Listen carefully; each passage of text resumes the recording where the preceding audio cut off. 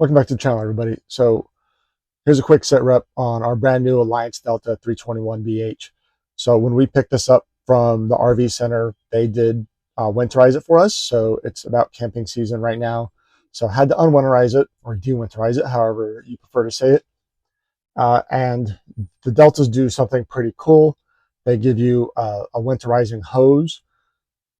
It's a vinyl hose connected to PEX tubing, so I'm going to have to fix that later. But I did fix some other vinyl tubing to PEX connections, and I'll run you through that. But then as I was doing that, I found another leak. So let me run you through that real quick.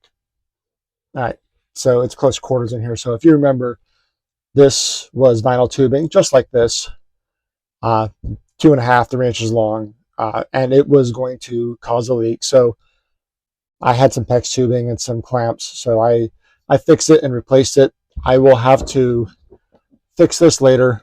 This is for winterizing your vehicle. You just turn that knob and you turn on your water pump and you filter your antifreeze throughout the whole RV. It makes it really easy for you to winterize your vehicle.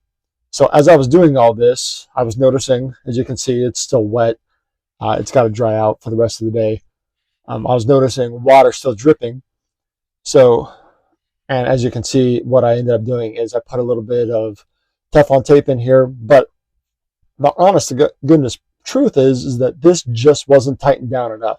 There is a rubber O-ring inside of it, but it just wasn't tightened down. So tighten it down, put some Teflon tape on there, and the leak has seemed to have stopped. So we should be good for the winter.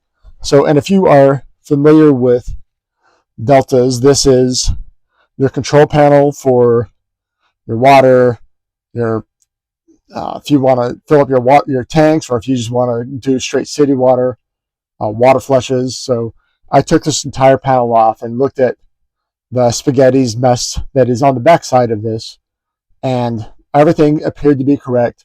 I pressurized the system. It is all PEX with PEX connections and PEX clamps. Pressurized the system and had 0 leaks. I let it run for about 10 minutes. I didn't see any leaks come out of that. This water that's sitting right here is from me connecting and disconnecting the water from my hose throughout the day. So that's it this time. Very quick, very simple. Not very quick, very simple. I've been working on this most of the day, trying to get all this stuff sorted out, but we're getting there. Thanks for watching.